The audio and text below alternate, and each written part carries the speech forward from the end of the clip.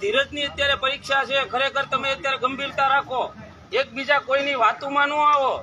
અહીંયા ભલામણે જિલ્લા વડી કચેરી છે પોલીસની, અહીંયા તમને કોણ તમારો વાળ વાકો કરવાનો છે? અહીંયા એલા બેહો ને, તમને પૂરું પ્રોટેક્શન મળે છે.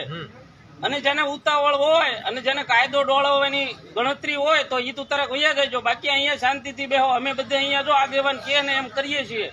અમે અહીંયા શાંતિથી બેઠા છે. તમારા બધાનો વાંધો શું છે ભાઈ?